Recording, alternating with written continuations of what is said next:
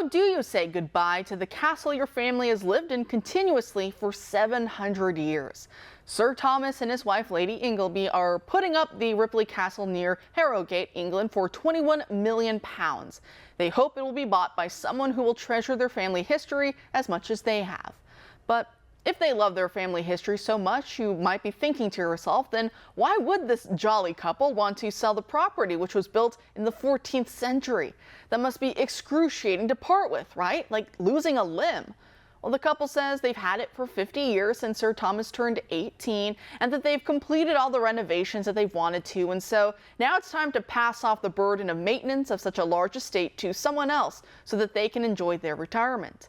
And that's all fine and dandy as far as things go, but I do think there's a larger political point to be made here. So Oxford tutor Dr. Francis Young makes this incisive point. He says, quote, "The way in which the younger generation of the aristocracy seem unwilling to take on the responsibilities of inheritance seems very similar to the vocations crisis facing the church. How do you sustain institutions founded on duty in a world that only values individual choice?" End quote. And that's the rub of liberalism, isn't it? One of the worst aspects of our rootless, cosmopolitan, Western elite, and not meaning this particular English couple, but the milieu they represent as a symbol, is its propensity to sell off their, and therefore our, inheritance for a quick buck. Look at our Western nations that don't even look like Western nations anymore, and how they're not allowed to act like them either. And all for what? For cheap labor, to increase profits, and to undermine nationalism and Christianity in some bizarre hope that the two extremes would cancel each other out and create some sort of secular neutral state? We've sold out our birthright for cheap goods that can't even last a few years, much less the test of time, much like Esau of the Old Testament selling out his birthright for some stew. At least this extreme liberalism is finally eliciting pushback to preserve our traditions and our heritage. So over here in the United States, that includes attempts by the Idaho State House to start agitating for a return to family values, the absolute foundational building block for Western society right after God himself.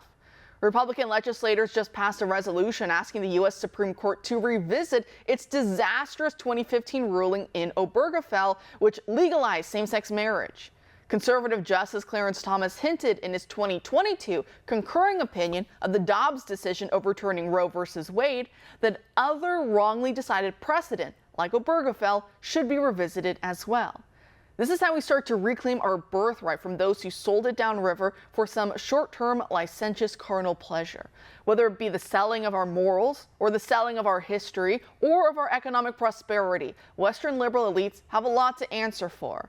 And that is why they hate the country that my next guest represents so much. Joining us now to discuss is Tristan Azbej, the Hungarian State Secretary for the Aid of Persecuted Christians and for the Hungary Helps program. Tristan, thanks for being here tonight. Hello, Kara. It is great to be back on the show. I was hosted by you last year, and I gotta tell you, it is a whole different story. It is a whole different atmosphere that we find here in DC. It must be completely changed. I mean, we saw the last administration, of course, looked at Hungary versus the current administration. And like you said, it's night versus day. So as we've talked about before, the global liberal left does not like Hungary very much, unfortunately, because you guys put Hungarians first. You put the well-being and the welfare of Hungarians first and foremost, and you don't sell them outright for international prestige. So when it comes to preserving some of those the basic traditions and heritage and religion of Hungary, what does Hungarian family policy talk about, and has it been successful thus far? Yes, Hungary is governed by a Christian democratic government. Our policies are Christian spirited, are patriotic and common sense. And in the very center of that is the Hungarian family policy.